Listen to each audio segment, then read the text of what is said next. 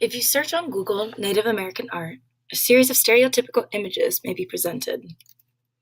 One of common appearance is a man wearing a headdress, or you may find a series of Aztec prints.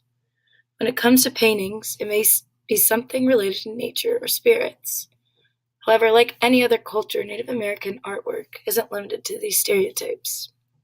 There are Native American authors that push their creative boundaries, keeping their culture still as an influence to their work. For my creative project, I decided to discuss the well-known painter Helen Hardin. Known to be one of the most complex and engaging figures in the American Indian art world, Hardin brought a different style to Indian artwork, creating more contemporary work that depicted American symbols with striking geometrical patterns. Throughout this podcast, I will give a brief history of the artist.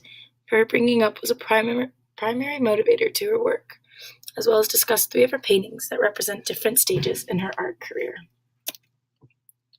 Born in 1943, Helen was the daughter of Anglo-American policeman Herbert Hardin and well-known artist Pablita Velarde.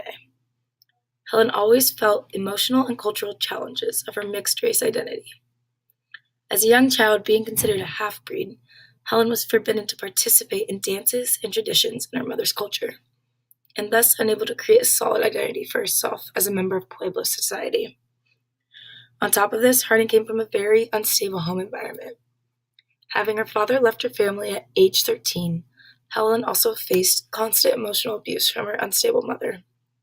Therefore, Helen always yearned for a way to define herself and become accepted by others. In time, she found that art would be the answer. However, once she decided that artwork was her calling, her mother, Pablita, being an already prominent Indian artist herself, did much to prevent Helen from succeeding in the art world. For many years, there was much jealousy between mother and daughter that grew very strong.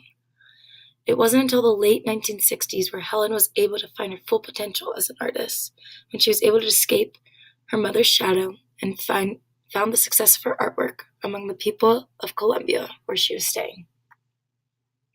I mentioned this brief history portion on Hardin to give a background of her artwork.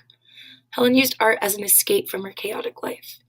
The artist had many internal struggles, therefore she strived for precision in her work that gave her order and control, resulting in complex, beautiful, and unique artwork. In the beginning of her career, much of Helen's work was inspired by spiritual forces.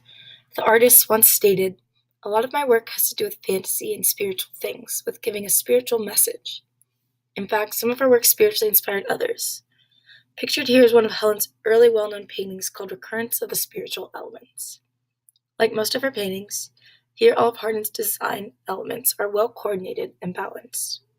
The makeup of the painting is appealing with a repetition of line, shape, and space.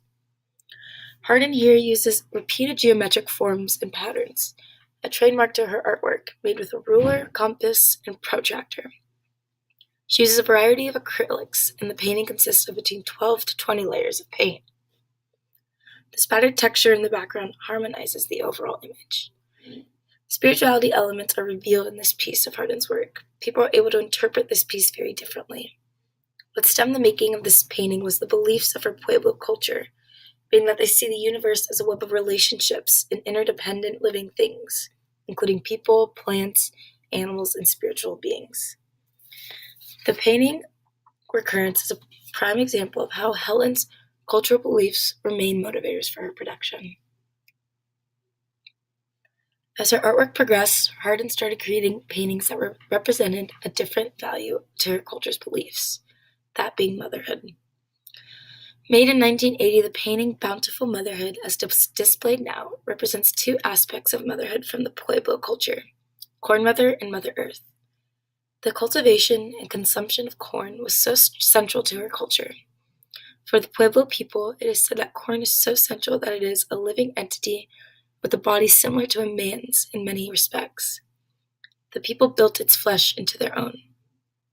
In this piece of work, the woman's fertility is symbolized by the kernels of blue corn on her body. Although there are less colors featured here, contrary to most of her work, you can see again here how Hardin creates her designs to be well-balanced and coordinated. Bountiful Motherhood is another example of how Hardin beautifully portrayed her cultural influences into her work. Towards the end of her life, Hardin battled with severe breast cancer. This point in her life was a time for reflection, where she discovered her role as a woman and Indian. This realization was a driving force for her work at the end of her career. When she was diagnosed, she began a 3-year body of work called Woman Series that reflected her feelings about women and life as she had experienced it. Pictured here is a collection of paintings from the series named Changing Woman, Medicine Woman, and Listening Woman. These paintings were intended to portray the intellectual, emotional, and sensitive aspects of womanhood.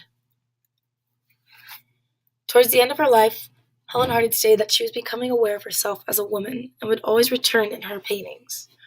Her fascination with perfectionism demanded a great deal of her time and energy, yet resulted in her distinctive and compelling style.